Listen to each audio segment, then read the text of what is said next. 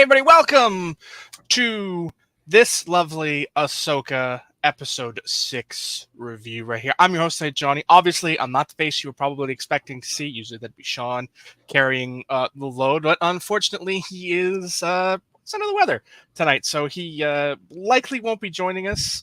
So the odds are about equal to surviving in the Tatooine deserts with no water. So, I mean, it could happen, but it's not likely. Of course, I'm Johnny. I'm your host tonight. And it's a pleasure to be here. Episode 6 is now in the books. And joining me, wait, hold on. To this side, I got to remember my camera is mirrored. Is Randy. How you doing, Randy? Not doing too bad. I have some mixed feelings about this episode, but I know we'll get into it. But overall, I liked it. So. That is great to hear. Obviously, episode 6 in the books. I can't remember the name of the episode now. Far, far away. Yeah. But we got our first glimpse. I mean, we'll jump right in there. Well, we won't jump in right there. First, we'll do your initial thoughts. What did you think? Like, just as a broad overview of the episode. Obviously, if you were watching this and you haven't yet watched the episode, go away. Go spend 41 minutes of your life. Go watch the episode and then come back and watch us. We might still be live. You might have to rewind. I don't know. You might have to wait for this to be published in the morning once it gets edited down if Sean's not around to actually end us when we go off the air, or if we're just going to run into forever until he edits us down and posts the edited version tomorrow. So if you haven't watched the episode yet, go watch it, then come back because, pardon me, obviously, spoilers ahead. Spoilers ahoy. That is your warning. From here on out, we're not gonna, that's it. There's your spoiler warning. So, overall thoughts of the episode. What do you think, Randy? It was definitely a good episode. Obviously, to me, it wasn't as good as the last episode, but I felt like we put a lot of stuff in motion since there's only 2 episodes left. I feel like just a lot of little things they just started putting the pieces out there so that we can really hit that home stretch for these final 2 episodes and just go all in. And I'm ready for it. There's a lot of little touches I really liked. Some nice callbacks. Obviously, some of my theories out the window, which is fine. I'm good with that. There's certain things I'm glad that I talked about earlier in the season that did not come to fruition. There was a couple things that I was like, okay, but it was. But it's still overall it was a really decent episode. I'm not gonna nitpick it, but so bad. I mean, I got to agree. It was a good episode, maybe even borderline great, but it wasn't. Obviously the last episode set a very high bar. This one was never going to come close to touching. And anyone expecting that would sort of be the trend for the rest of the season was bound and doomed for obvious, being let down. So. If you expected that, I'm sorry, but it was never going to happen. The last episode was, I said it since then, for me anyway, it's probably the best Star Wars on the Disney era, period. So if you were expecting that to sort of be the bar and continue at that level, you were bound for disappointment, unfortunately. So let's jump right in. Obviously, we've built up to this moment for the entirety of this series. So, new galaxy. To me anyway, it looked an awful lot like the old galaxy.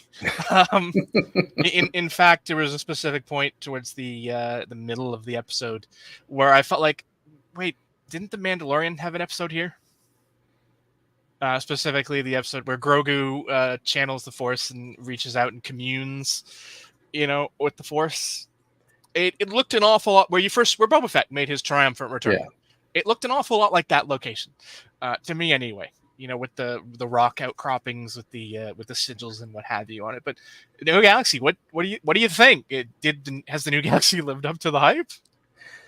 I feel like we haven't seen enough of this New Galaxy to really pass judgment, so to speak. But the fact that they showed a Purrgil graveyard, that was kind of cool. I'm not gonna lie. When Balin was like, "Yeah, this is where they come to die," and I was just like, "Oh wow!" And you just see all the remains just floating around in the rings of the planet. I thought that was actually really cool. It was definitely a nice touch. When they first showed the planet, I was like, "Oh, that's Earth." It very much sort of had that, Earth from space look to it, which I liked because, it sort of, made it feel familiar, I guess. And that was a nice touch. It didn't feel, drastically out of place. I like that they tied it into, the history, making it the home planet of, the Night Sisters was a nice touch. I would have liked more of that, but it was nice, getting that touch of history. And like you said, the Purgle graveyard was a very nice touch. It added that, ambiance to it. It explains why the Purgles come here as much as anything, that's their chosen graveyard. So it was nice to have that familiarity.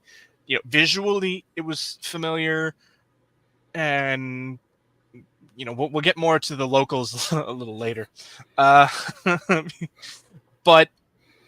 I guess finally the plan came together, and we see the ring of Scion.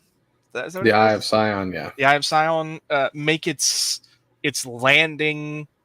It's arrival in this new galaxy. Obviously, you see it and it pulls in, and then you see the lander come off, and they make their triumphant their triumphant arrival to this new planet, to Peridia, as pointed out in chat. We're not gonna be able to pull your chats up on screen tonight because that's a Sean thing, and obviously he is not. He's unlikely to be at the controls, so we'll try and comment them as we see them, but unfortunately it's going to be a little more hit or miss tonight than usual, so I'm going to apologize in advance for those of you actually with us live in the chat. We'll try and keep our eye on it, but we're not going to be as on top of it as we usually are because it's not right in front of our faces all the time. But you see them make their landing, and I don't know if you are exclusively a Star Wars guy or not, but when that landing craft took off, my immediate thought was, oh, it's a Klingon bird of prey. There are parts of it that I can honestly say did look like that, but also I'm just when I think of a bird of prey, I think of just the whole that. But yeah, I can see that just a little. I can see definitely the start of it, and it's just like, let's cut this down here and here, and okay, now it looks like it's our original design.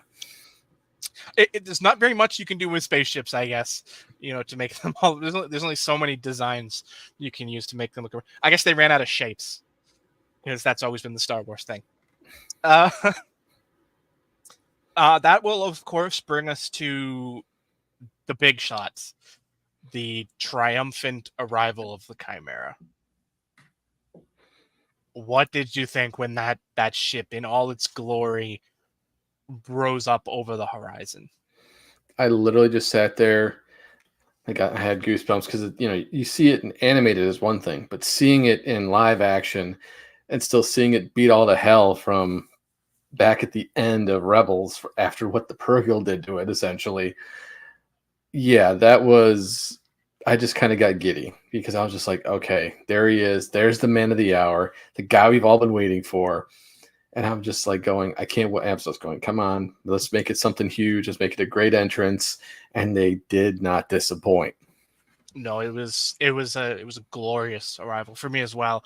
Yeah, you see it sort of start pulling out, and then you see that bridge design, and it's like, oh, this is you wonder. It's been over 20 years since they made the trip. You have to wonder what shape that ship's in.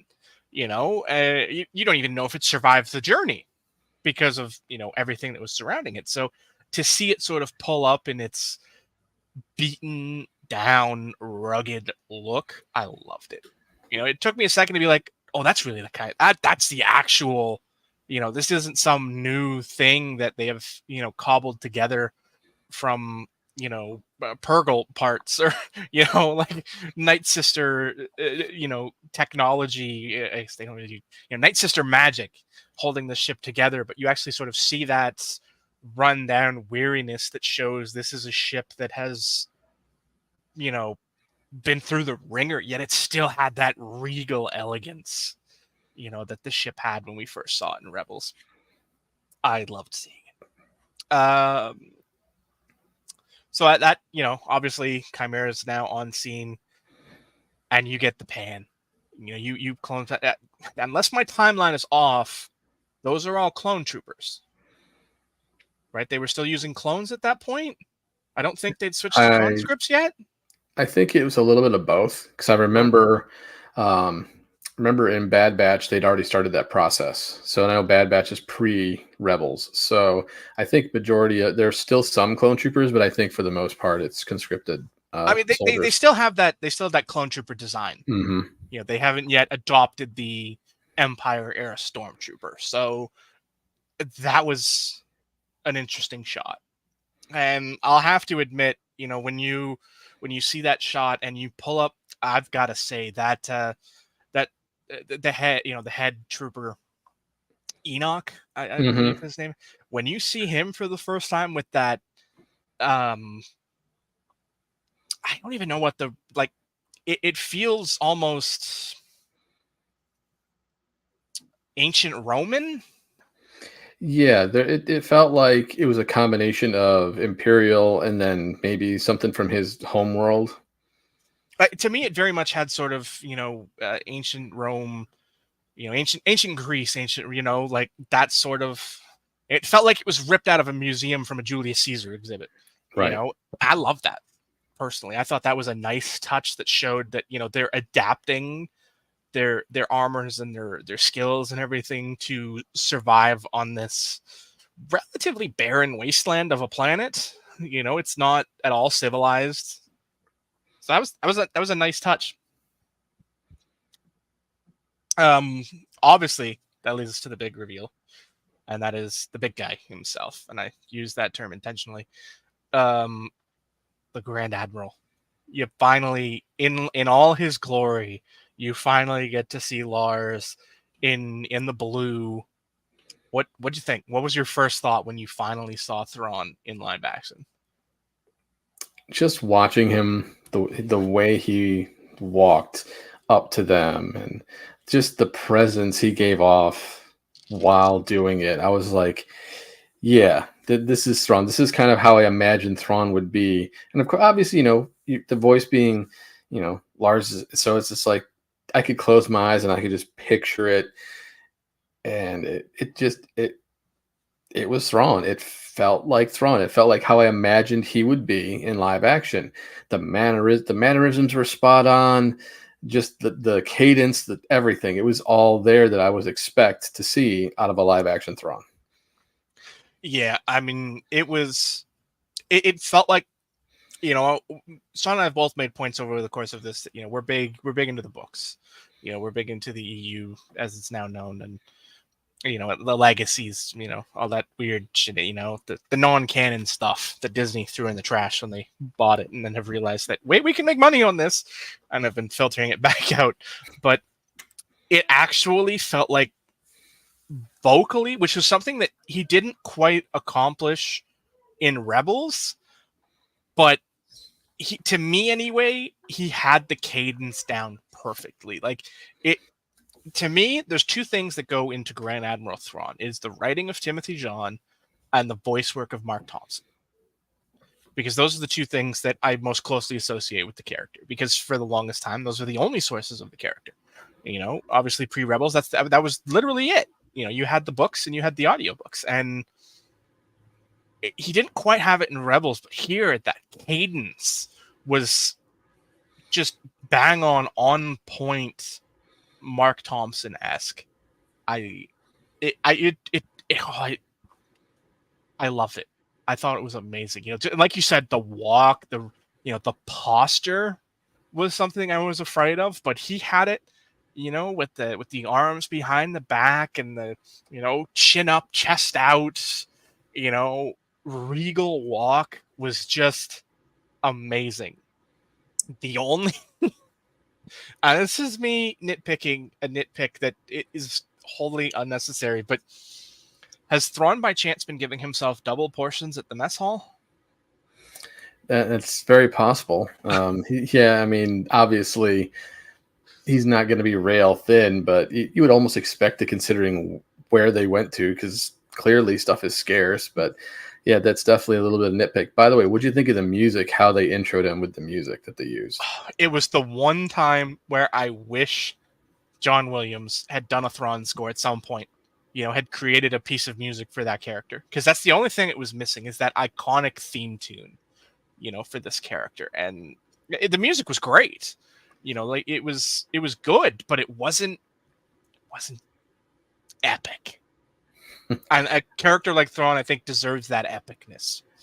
Yeah, it seemed like it was a bit of a remix of what they did in Rebels, but just kind of beefed it up a little bit for Ahsoka, which is fine. But because I was literally just listening for those notes, going, "Yep, that's his theme from Rebels." It's just a little extra, and that's fine. I mean, I liked it. I liked for what it was. But you're right. If I can only imagine what John Williams would have done, it would have probably been really amazing. It absolutely would have, like, or even just a more, I don't want to say better, because that would obviously be a knock on, the composers that have done, Rebels and now these live action series. But this needed a film. It needed a film. Oh God, it needed a film composer. This piece needed a film composer, and it just didn't carry the way I would have liked it to, because like you said, it was Rebels, and that's not a knock on it. For an animated series, it was amazing, but this is a whole different animal now. And especially if you sort of assume that inevitably Thrawn is going to be a part of the Filoni film whenever that does come to pass, assuming it does. Although with Star Wars films now, you really have no idea when or if they're even going to happen.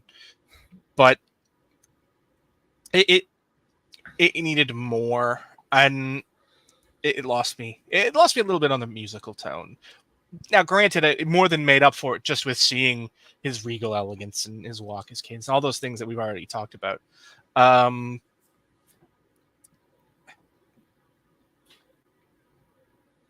right. We've got to move on now a little bit more. Obviously, we see... oh my God. I can't... Why am I blanking on... I just watched the episode an hour ago, and I'm not blanking on things. I'm blanking on things I shouldn't blank. Sabine. Yeah, I forgot Sabine's name there for a second. It's been a long time since I've been in the host chair. The pressure is real. But, it's Sabine sort of... You see her progress in this, and it's very clear that they're teasing the moment where the Force finally answers her call, because obviously we seem to get very close to that as the Chimera rose up on the horizon, and that's what was actually rattling the walls. So was there anything about sort of Sabine's interactions leading up to her going out on her own that you were surprised by, or that took exceeding note of?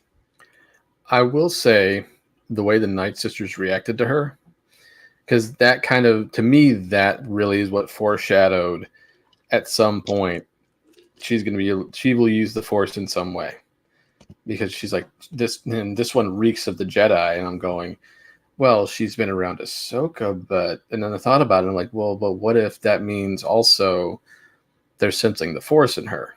I can smell the midichlorians. God, I can't believe I just said that sentence and meant it. I had no intention of even going there in any way, shape, or form, but okay. But yeah, I think that kind of perked me up a little. I was like, wait a second. So what you're saying is that she's on the cusp of something, and we just are not, or we don't know when it's going to happen. But I felt like I liked how, Baylan was like, yeah, she could be of use to us, but and that he's like, I'm going to do everything to keep my end of the bargain. But the whole idea of just the way she interacted with Thrawn, I liked that, even though these are these are actors, I liked how they had that look of familiarity. I like how they just had good on-screen chemistry of just knowing each other and of dealing with each other in the past. That I thought was actually really well done. I do feel like, though, that I like how she finally was like, you know what? You're gonna leave me stranded on this planet? Fine, I don't care, as long as I get to do what I came here to do. leave me, I don't care. And that's pretty much Sabine. So they have done well with progressing her from what we saw at the beginning of the series to now. Yeah. I think you hit it on the head there with talking about their sort of chemistry together. With Sabine and Thrawn. Obviously, the two actors have not worked together. They don't have a history with each other, and it's not even like it's as the case is with Lars, who provided the voice in Rebels. They don't even have that familiarity with each other. So it was definitely a testament to their skills, as actors, that they were able to bring that familiarity, like you said, without ever having actually had any. Because it definitely felt significant, like it felt real, which I think is great. It's a great thing to have in the shows, that you can sort of immerse yourself at that level, and have those feelings and those emotions and feel that familiarity and cohesion with the characters and the source. But it does sort of lead me to the gripe I have of this episode as a whole. For an episode as important as this, it felt very light on dialogue. To me, it seemed like there was a lot more moments where just the actions were speaking than the words. Yeah, I can see that for sure. There was some cool action pieces, but yeah, it definitely seemed like with a lot of everybody, it was a lot of body language, like especially like with Balin, like you could tell he knew something was off. So, but he was just kind of letting the Force lead him, but he didn't really vocalize it too much. You had Shin going, "What's wrong?" Because even though he's just like didn't really even say much of anything. It was just one of those things, and that seemed to be kind of, I wouldn't say the theme of the episode, but it just seemed like everybody had their own body language, and it was easy to read, which is a good thing. That's a good thing because you're still able to tell the story. But I felt like there could have been a lot more. I mean, we got a lot of Thrawn, which is fine. I was happy with that, but I felt like there could have been a lot more with Thrawn that he could have talked about, but then that would probably be more of a detriment to the character that we know. He was never really one to be long-winded with speeches. That's a very valid point too. To me anyway, a light dialogue. I don't have a problem with a light dialogue episode when the length makes up for it. And in this case, this was, I believe this was the third longest episode of the series, I think. If not, it's very close to that.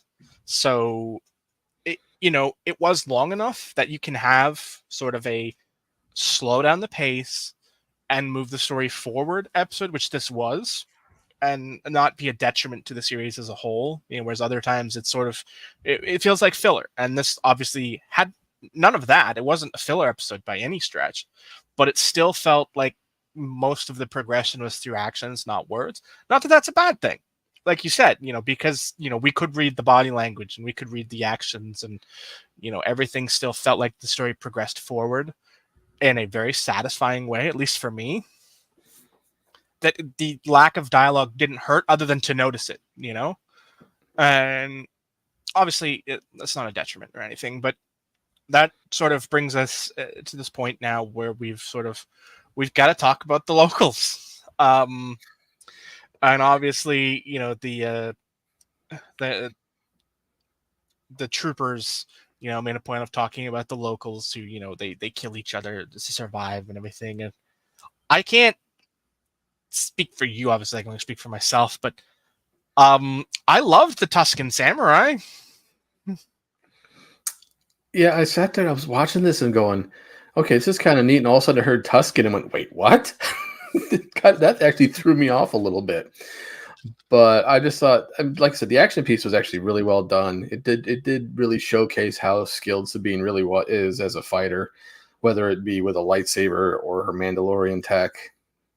I mean, she just truly has, grown as a fighter since the time of Rebels, because obviously being trained by Ahsoka somewhat for a little bit, plus her natural Mandalorian abilities on top of it, that definitely helped her survive. I thought it was interesting, the What would you call it? Like a giant rat slash wolf hybrid for what she was riding on? Because that's what I thought about when I looked at. Yeah, I just took to calling it Sirius Black about halfway through. Because that's what it looked like to me. It looked like Sirius Black in his animagus form. So, uh, I just started calling him Sirius at about the point where just after this, when he sort of hobbles back and she calls him a coward, I was like, yeah, that's Sirius Black. So, and by that point, I just called him that for the rest of the episode. But yeah, it was fun. I liked the action piece there. It was nice.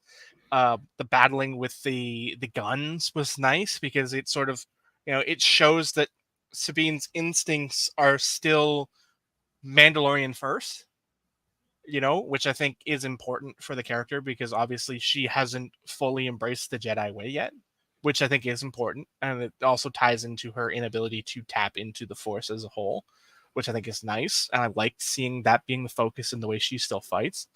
But there were definitely times during the actual, once she progresses past the blasters and moves into the lightsabers, that I don't know if it was just me overlooking and noticing things, but I feel like the lightsaber made contact with the staffs several times before the end when it just sliced through it.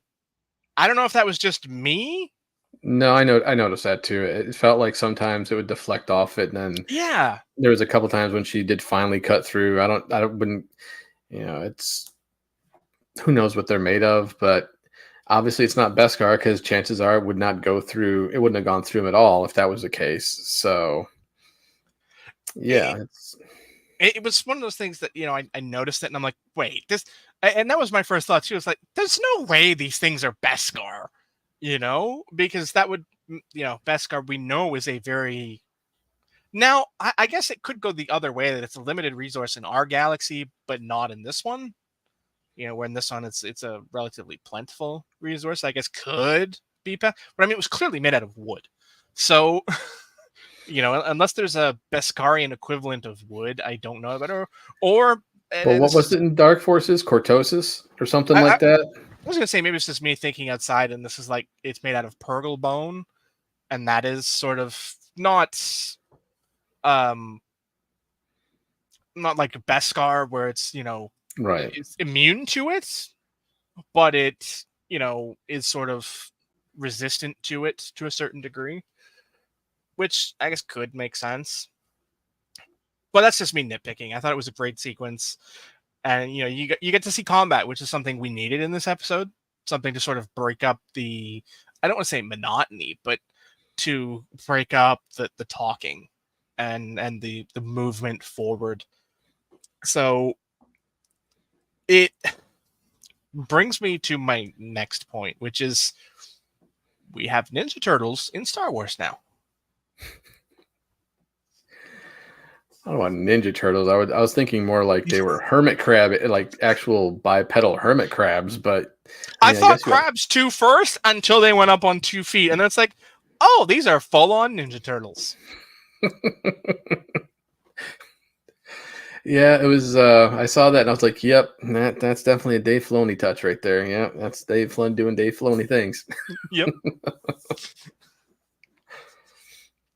Well, I loved it. I mean, we obviously, I don't think they were named yet. I don't think so. Because obviously, as we get to our other reveal later, he didn't say anything about No, I don't their think he named race. them. Just that they move around a lot. Mm-hmm. Do you want to get to the end now and come back to Balin, or do you want to do Balin first? Well, I mean, we could do Balin first, just because it's not as big of a scene as it could have been.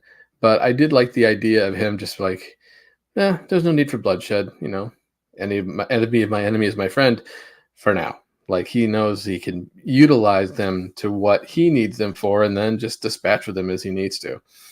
What went through your mind sort of when it all, played out with Morgan and Shin, that, you made a promise, and, and Thrawn sort of says, keep his promise.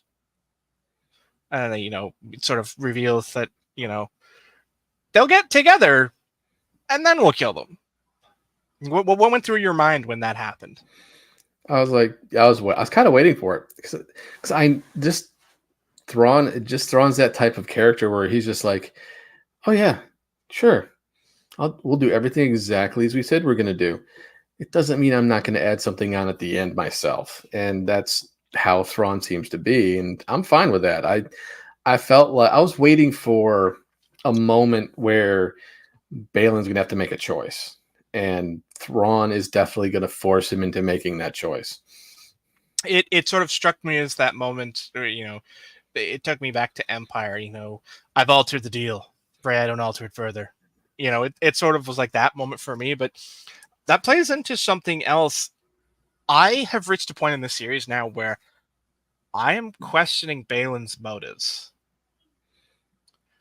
And not from the sense of, I think you're the bad guy. I don't think Balin is the villain of this story. No, I don't either. I think this is like a way out there theory, but when he talked about looking for a way to end the cycle, and that where he feels like where they're going or what they're doing is he's finding the beginning. Mm-hmm. It automatically, like, this thing popped in my head is, what if he's searching for the Mortis gods? The beginning of the Force. Maybe that's a different angle than I played it out in my head anyway. I mean, some people are jumping to his plan is Exegol. He's trying to, but that doesn't make sense because he wouldn't have the connection to Palpatine. He wouldn't have any of that. We know that Palpatine worked exclusively through Anakin.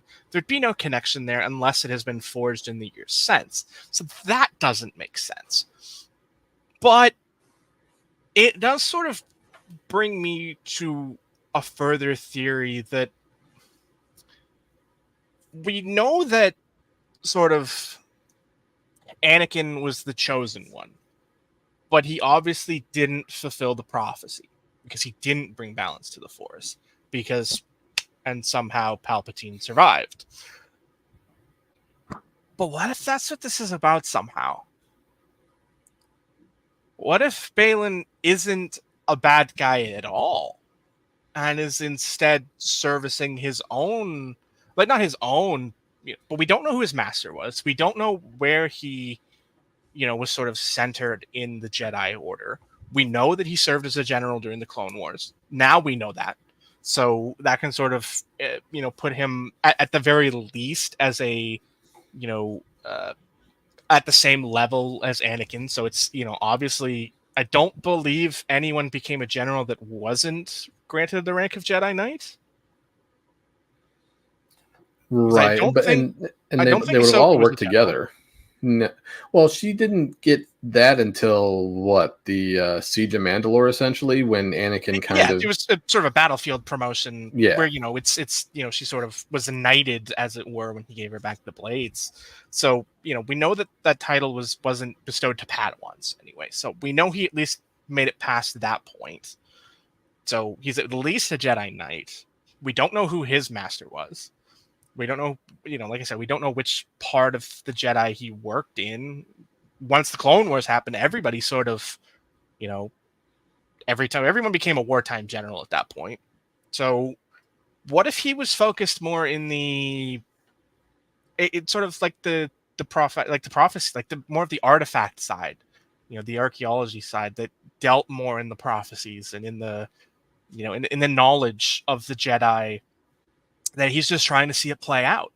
He knows what he needs to do to progress. For all we know, there's more prophecies out there. We obviously know of the prophecy of the One, but what if there are other prophecies out there?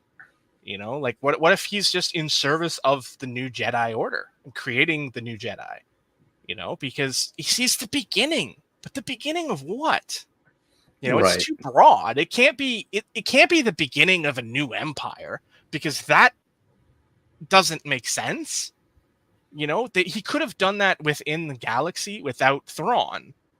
Thrawn's not a linchpin piece to this, because at the very least the sequel trilogy never even mentioned him. not even in passing. And they made a point that there really was no, the New Republic hadn't really faced war until then. I mean, obviously, we know the First Order rose up and had skirmishes with the Resistance. Obviously, we know Jakku happened. We know lots of little things happen, but we don't know. Thrawn doesn't play into this story in any way yet. So, what if this is all in service of something bigger? Like salvation of the Jedi beyond. Like that's my thing now is salvation of the Jedi beyond the Jedi Order. Because obviously Yoda destroyed all of the teachings. He destroyed all the the books and everything with Luke, and he set it all on fire to create something new. What if this is about that somehow? That this is about the future of the Jedi, the future of balance beyond Palpatine. Because at this point, he's sort of still a hanging guillotine over the galaxy. Only the galaxy doesn't know it yet. Right. I mean, I liked the interaction they had when she's like, do you miss it? He's like, I miss the idea of what the Jedi Order should be, not what it became. Mm-hmm. And then she's like, and of course, the interactions, are you training me to be a Jedi? He's like, I'm training to be something different. Yeah. So clearly, he's taking those Jedi teachings and he's trying to shape her into what he views the Jedi should be, not what they ended up being. Mm-hmm. Which makes sense because, I mean, we reach a point where even Yoda, realizes that we weren't what we were supposed to be. That's why he burned the books. That's why he burned the teachings, because he knew that they weren't good and they didn't work. They weren't what they were supposed to be. How they were sort of subverted and changed over the galaxies, I don't know. We'll learn more of that through the Acolyte, obviously. But, it's interesting to me that it sort of might play out in that fashion. And I mean, of course, this could just be me sort of grasping at straws and, seeing things that, I mean, obviously we've all done that to a point in this series. So, how many of us thought that Ezra was going to be working with Thrawn? That was something that was readily believed, including by me. We thought that there was some bigger threat, and to this point, there isn't. There's nothing. It's just what's out there is what's out there. And it did, in fact, turn out to be a get Thrawn back to the galaxy story. So, I don't know. I mean, this might just be me wanting something bigger to happen. And I don't know. I hope there is something bigger. Well, but it's not to say that Baylan isn't the linchpin to that something bigger, considering we really don't know what he's looking for. He's hinted at it, and we can have speculations of all we want here, but there's obviously something in this new galaxy that he feels like could be the beginning of the end of the cycle that he's looking for, the destruction he's looking for. I mean, to me, also another thing that sort of comes back to is that Baylan hasn't been corrupted fully, and his lightsaber sort of shows that. It's still a traditional color. Obviously, it's not a color we saw very often, or even at all, I don't think, but it's a color we knew existed within the Jedi. So, I don't know. Maybe this is just me trying to see Baylan as the good guy, trying to make something up, because to this point, he hasn't really done anything evil. No, he's followed his own code the entire time. Exactly, and to that point, his code has been sort of doing the right thing, doing the right thing in service of his overall goal and mission, whatever that is. We just don't know it yet. We know he seeks the beginning, but we don't know the beginning of what. I think it'll be interesting to see how that plays out. All right, we're starting to run out of things here. But we got one more big one, obviously, and that is the return. Ezra Bridger just stands there in the corner, leaning on a pole, or leaning on a shell tent. I don't really know what that thing was, but it was a thing that is obviously something they live inside of, which is weird because they're in shells. But I am I'm not ready to go into Star Wars zoology. That's a field other people can figure out. But Ezra finally made his debut here, uh, outside of the holo we saw back at the beginning, which is obviously from Rebels. How did it feel? What did you think? At first I was kind of in shock because I'm like, we're getting him all, because I figured it would be like near the end, not leading up to the end, but I was so it was a nice big surprise for me to get to have Sabine find him. Not gonna lie, teared up a little bit because it's like because of my love for Rebels and to know that he's alive and well and that he's going to be essentially getting back into the fight. Yeah, it felt great to see the character. Obviously, it's I got to get used to the transition from animation to live action, but I feel like they did a really good job with their choice. I felt like Filoni did a good enough job of writing the mannerisms that Ezra would normally have, and some of just kind of that, not so much snarkiness, but just kind of the playfulness he has as a character with Sabine, and they put that in the dialogue and did real well with that. So it just felt good all around just to have that moment.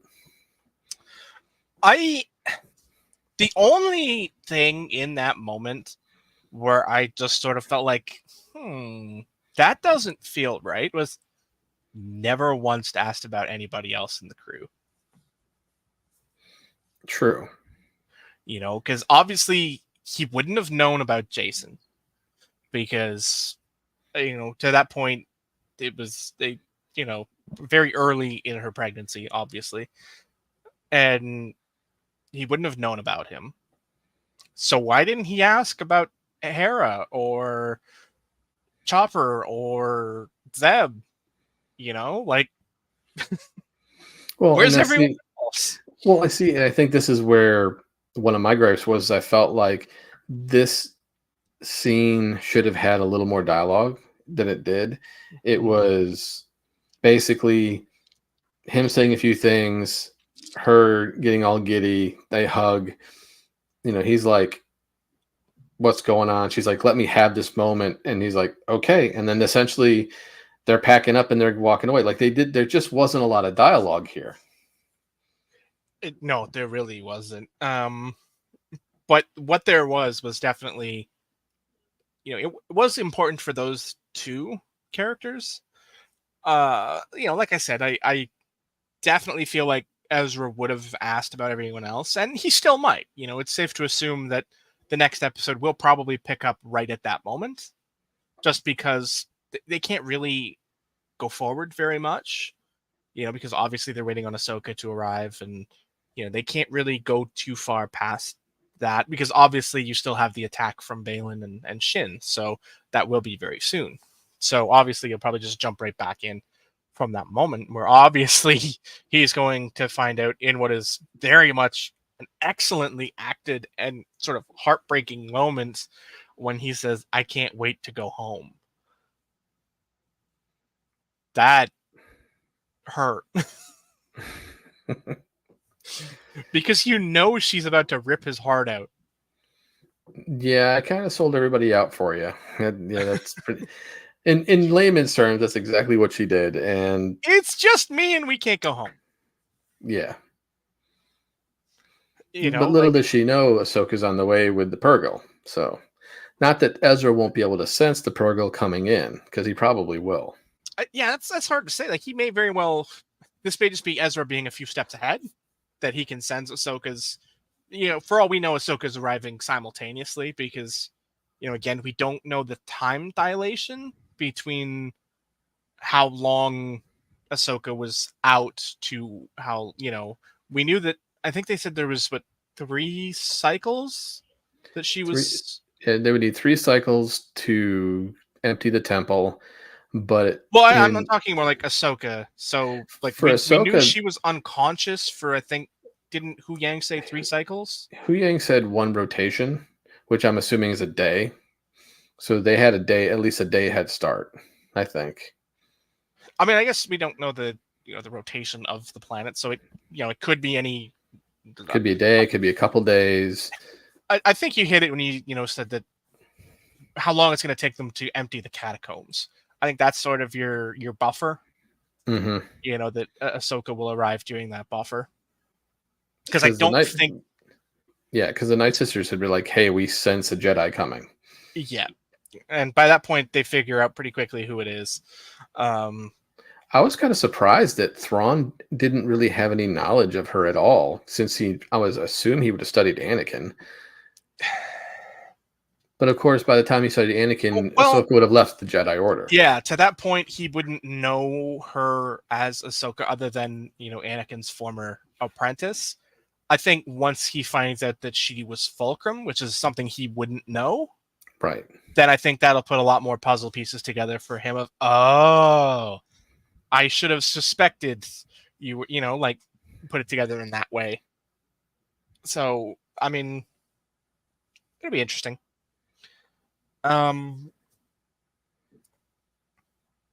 So I guess that sort of leaves us with,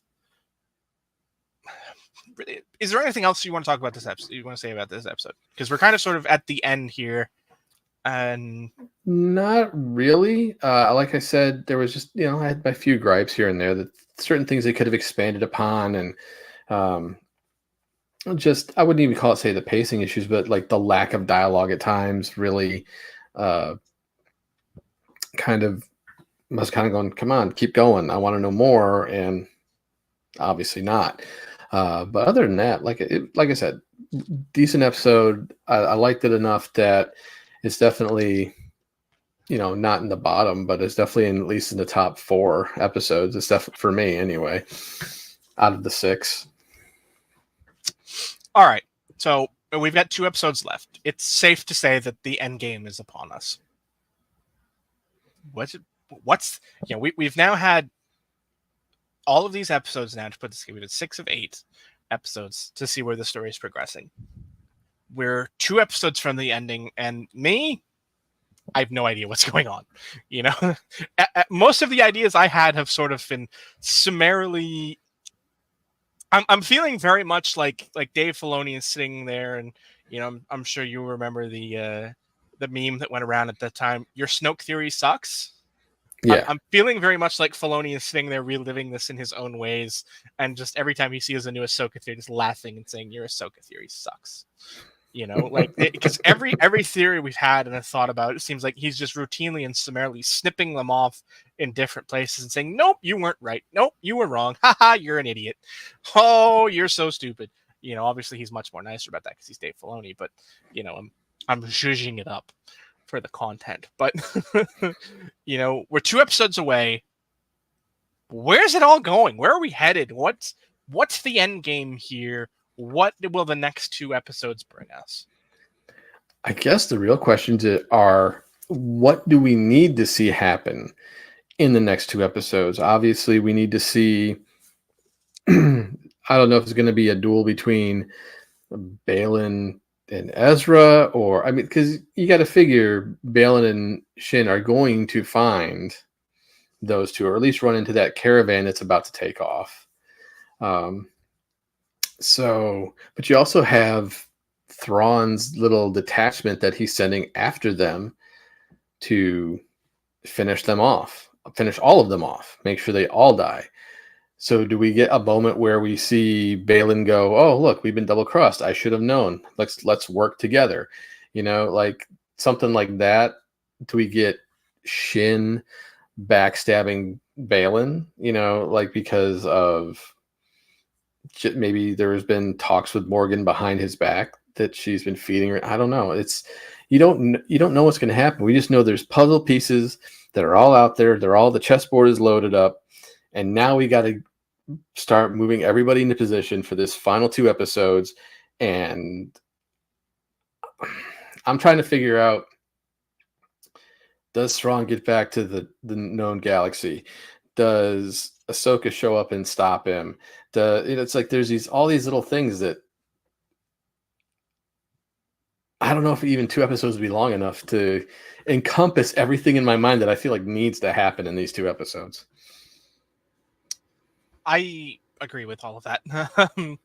There's so much we need to have occur in these last 2 episodes that there isn't enough time. Does not, and whether that's a season 2 or if we're stuck waiting until the Filoni film, which hopefully will come to pass. Although the Disney track record of cinematic films in the post-sequel trilogy era is about the same as my batting average at the MLB level, 0. So, hopefully that'll change somewhere down the line. I mean, we've learned more and more. I mean, I think Taika Waititi said he's submitted 3 different script drafts for his film, and obviously there's been no progress there. Well, it's not like there's really going to be any progress anytime soon. So obviously not, but I mean, it was implied that he does have a script to submit once the strike is over, which would make sense. And we don't know if he's sitting on it or if he finished it up during the strike and is obviously sitting on it until the strike is over. But we haven't gotten a new film since the sequel trilogy, and everything that they do seem to be greenlighting is falling apart and not happening and being turned into series. And so it just, I don't know. Hopefully, because it is Filoni, we'll see it, because I feel like if anyone can do it, it's him. Obviously, he has a plan and forethought, and they know he knows what he's doing because he served at the right hand for as long as he did. So it'll be interesting to see whether or not it comes fast. But we've got 2 episodes left, and all we have right now are questions and no answers. And that's not inherently a bad thing, but it is a tough thing to wrap up in 2 episodes. And there are a great many questions. Like, what is Thrawn's plan? What are the things in the catacombs? Is also an important question that they're loading up, because if it was just cargo from the Chimera, then couldn't you just sort of shack the Chimera up to the Eye of Sion and travel back with it that way? Like, why did you move it to the catacombs? Is it, are we just reloading the ship to take it back? Because that seems like a lot to do in 3 days. It's, there's so many questions about all this that I don't know the answers to. Well, with Thrawn's love of culture and art and things like that, it doesn't surprise me that he wants to get all of the Night Sister artifacts and artworks and things like that to the Chimera. And maybe there's a deal to go back to Dathomir with it to bring the Night Sisters back into power that way. That's possible. Because we don't know their plan, obviously. We know that the weave of destiny and Thrawn's plan are woven together, in a sense that they need to tell him more things that about Ahsoka and what have you. So I mean, it's interesting to see where the threads are taking us as far as Thrawn goes and his plans, and who he'll interact with and what's going to happen. And it's going to be interesting to see where this goes in the next 2 episodes. But then you have the other big questions, like is Sabine going to essentially begin her journey as a Jedi during the course of this? I think that's a yes. I think that we are going to get it just sort of ties into everything that I don't know. To me, the big question mark in this series is Baylan, and sort of what his plan is, what his mission is throughout all of this. I think that's significant, because I don't know it. And I think, like, to me, it's the biggest question marks for this series, because Thrawn, I think, is sort of being set up to be the villain in the movie. And I think we're going to take some time to see that story play itself out fully. And I don't have a problem with that so much. But I would like to know that's where it's headed, because then you sort of have that idea of, okay, we're going to get pieces, we're going to get little bits, but we're not going to see the payoff until, we get to the film, whenever that comes to pass, assuming it does, or whether it gets turned into another series down the road or whatever. But we're going to see it, because it'd be crazy for them not to. They've put too much effort into this, and this, Favreau-Filoni pairing has obviously been very profitable for Disney. So I think it's going to play out however it was going to play out. So I think we're going to get to the point where we get the battle with Baylan and Shin. Only I don't so much think it's going to be Sabine in it. I think Sabine is going to be sort of taken out early in this battle. I think that's when Ahsoka is going to show up. It's going to be Shin and Baylan, and it's going to be Ezra and Sabine. And they're going to, be dueling, and that's when the squadrons are going to show up, and that's when Ahsoka arrives triumphantly and eliminates the attack squadrons, and then gets involved in the battle with Baylan, and then you get, Kanan. I don't know. You get Ezra and Shin, because they'd probably be comparable in skills at this point. Because even if Ezra has been working on his skills over the last 20 plus years, there's been no one to teach him that we know of. We don't know whether or not Force ghosts can commune in this galaxy or where, wherever they are. Obviously, the Night Sisters' magic works here, so it's not out of the realm of possibilities that, someone has been teaching him throughout the last 20 years. So he may have obviously progressed further than that, but with the skills he had, he would be comparable to Shin. So I think putting them together, and obviously Ahsoka and Baylan together, makes sense. And Shin, who has been able to encounter live training exercises, will probably get Ezra in a bad way, and that's when Sabine will tap in to the Force, likely in the ever so popular drawing the lightsaber back into her hand sort of situation to get back into the fight to save Ezra's life, because now she truly needs to tap into the Force type situations. I think that's what it's going to be. Anyway, for me, that's what I think. Well, and it makes sense, because I think even when we first saw her trying to do it, I know we were talking about how I think what's going to happen is it's going to be like a very pivotal moment where it needs to happen. Not so much she wants it to happen, she needs it to happen. And I think that makes total sense. It would be a situation like that. And then I think, we have, obviously, like I said, Baylan's plan, whatever that is, is it sort of bringing Sabine into the Jedi, or, we don't know what his plan is. I think we're probably eventually going to get the supervillain speech, as is so cliched, but I think we're going to get it, and I look forward to it, to find out whether or not he is in fact a supervillain, or if he is, just someone sort of in service of a goal that we don't know yet, whatever that is. It'll be interesting to see. I think the one thing I don't know is, like you said, are we going to get back to our galaxy, to the known galaxy? Because right now we're in a galaxy far, far away from a galaxy far, far away.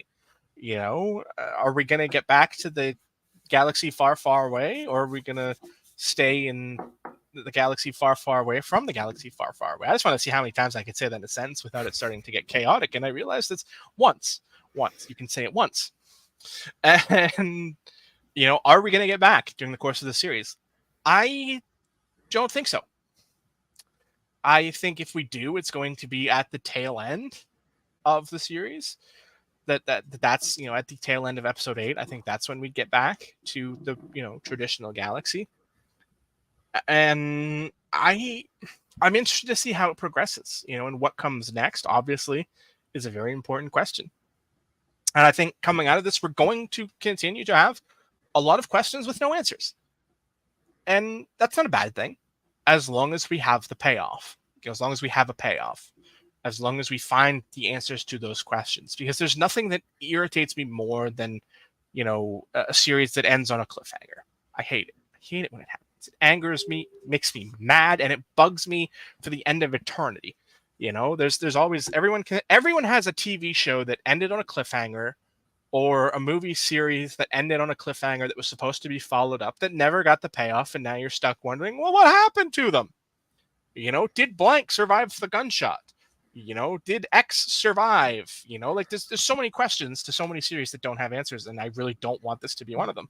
I don't think it will, because even if for some reason we don't get a movie or a series to follow it up, there's books, there's comics, and I think we would get the payoff to the story through those medias. But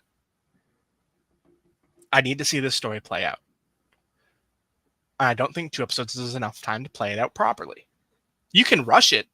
You can have the series play out in 2 episodes, but I think it would just be that rushed, and not in a good way.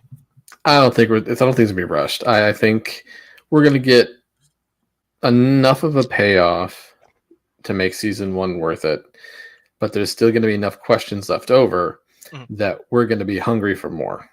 Absolutely. I think that's important, is that hunger. I want to want more of this. That's the important thing. That's where something like, for me as a viewer, that's where the Bad Batch failed. I didn't want more of that, which is why I haven't watched that series. So I have to want more of it, and I think there's obviously opportunities for that in this series. There's a lot of questions that don't have answers. How many of those questions are you going to answer during these next 2 episodes?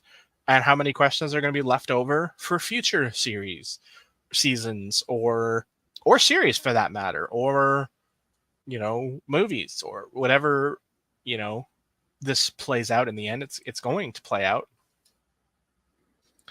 I think we've sufficiently covered the last, what we expect or hope for in the last 2 episodes. Generally, the answer to where is it all headed is we don't know yet. And I think that's the same for you as well, Randy. You don't know where we're going? Yeah, that's not a bad thing, because honestly, if I could figure it all out from the word go, then it really wouldn't be worth paying attention to. I think Filoni's done a great job of creating a story that is paying a lot of fan service to Rebels fans and Clone Wars fans, but also giving us a really compelling story that, even though we have no clue what the end game is, it doesn't matter. We're still intrigued enough that we want to finish the story. Absolutely. I mean, we've been able to play in the what if, in the I think this might happen, or what if this happens, and it's fun to play in that area, as long as you get, a good and full payoff in the real world. We've got 2 episodes now, and we'll see. We'll see how much of that we actually get in this, or how much is left. So this leaves. Oh God, I'm now at the point of this episode where there's that tickling in the back of my mind that says he got sick just so that I'd have to do this, didn't he? Because it's rating time.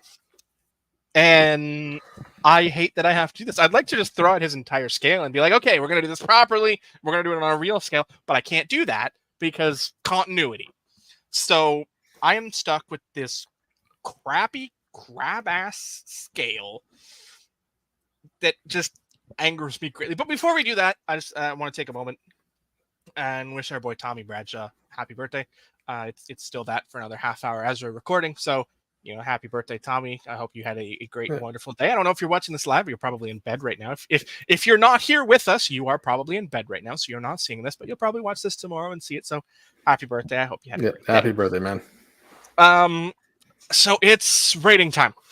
And look, leave the thermal detonator at home, leave the blaster at home, because we know we're not going to need it. All right. Good. I'm glad we can leave those out. But for those watching, the scale is simple as it is. There's a thermal detonator, which you can give if the episode is absolute garbage and you never want to talk about it again. And then you can give it a blaster if you're wounded by the episode and want to wound it back. I never understood the blaster. I think the blaster just is meh. Like, it's kind of like that. You're just kind of like, I didn't hate it, but I didn't love it. It's just like, right there. So that brings us to the scale again. And this is 5 lightsabers, right? Yeah, it's out of 5. Yeah, I hate that. Still, 5 lightsabers. Yeah, 5. 5 is too low a number. 5 is mid. 5 is meh. Not perfection personified. But I didn't create the scale. I'm just stuck using it. So out of 5 lightsabers, Randy, where you at? Well, if I look at the little nitpicks I had and everything, and looking at previous episodes and how they made me feel versus how this made me feel, I'm comfortable giving this a 4. Well, I guess we have unanimity on this panel. Unfortunately, like we said, Sean's feeling a little too far under the weather, so he didn't get to give it a rating yet. He watched the episode, but he didn't. He doesn't feel comfortable rating it under his sick brain, which I think makes sense. So we have no rating for him. It's just the two of us. I'm sure next week he'll tell us what he thought of this episode and give us his ranking so that it can sort of round out the scales. But for me, I think, man, this is another one of those. I'd like the quarter numbers instead of just the half numbers, Right? because I think it's better than a 3.5, but worse than a full 4. So I'd like to, confidently say 3.75, but that's not an option to me. So I'm stuck questioning, do I round up or do I round down? And I don't think I can round down because there wasn't enough bad in the episode. There were definitely some moments that were meh for me as a viewer. Like we said, things like the dialogue. We want more of that. We wanted more of that. Not for me anyway. I wasn't particularly wowed by the new galaxy. This could have just been a planet in the Outer Rim that we'd never been to and still had the same sort of visual effect. So I don't, that's but I guess I have to round up. So I'll round up and say it's a 4. Because there were still lots of good things that happened, lots of great things. You get Ezra, you get Thrawn, you see the Chimera, you see the story sort of progress forward. You get the Ninja Turtles and the Tusken Samurai. So I'm interested to see where we go in these last few. So that's a solid 4 from me. Final thoughts. Do you have any, or have we said everything you need to say?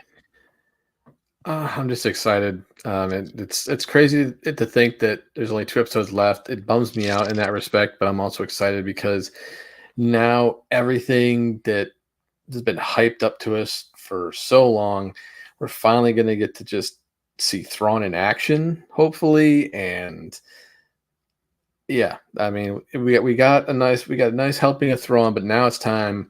Let's get some Thrawn action going in here. Get Ahsoka in her new, her Ahsoka white personality, where she's finally at peace with herself. Just kind of see what new tricks she's going to have now that she's at that balance that she wasn't at previously. So there's a lot to be excited for. Yeah, I'm excited to see where we go from here. There's 2 episodes left. I think I want to say there's nowhere to go but up, but that's not accurate. It could definitely go down, which would suck because that would mean we plateaued in the middle, and I'd hate that. But I still think there's lots of places that they can take this story that I'll be satisfied with as a viewer. So I'm excited for those. So I guess in closing, I gotta say thank you to everyone who's watched this. Those of you guys in this chat. Again, I apologize that we weren't quite able to follow along with you guys in your conversations, but it seems like a lot of it was not so much about Ahsoka tonight, but about Star Wars in general. So, I hope you guys enjoyed the platform to have your conversations, and I hope you guys enjoyed our voices as a backdrop. So thanks for watching. If you're watching this later, thanks for taking time out to watch this video. Make sure you click like, subscribe, click the bell, all that fun stuff to do that helps us here at this channel and helps us keep producing fine and lovely content like this. So I guess for Randy, for myself, and for Sean, who is under the weather and not with us this evening, this is it. So for Fandom Empire, this has been episode 6. May the Force be with you, and we'll see you next week.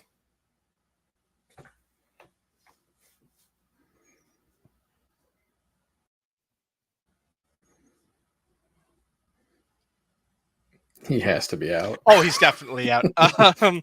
This is the disadvantage of having your producer sick and not with you, means that, unfortunately, if you're watching this live, there's going to be a whole lot of dead air on the channel for the next little while until he wakes up, until either it shuts us off naturally or he wakes up and turns us off. So we're just going to check out here. Our faces are going to disappear. And if you're watching this later, it will have been edited back to the point where we signed off, and you won't be actively seeing this awkwardness afterwards. So, good night. We'll see you next week. And I hope you guys had fun. And if you stick around to keep the view numbers up, enjoy looking at the background, because that's what you'll be seeing if you stick around. So, yeah. For Randy, I'm Johnny. We'll see you guys next week. All right, man. Have yourself a good night. You too. All right, late. Good night, everybody.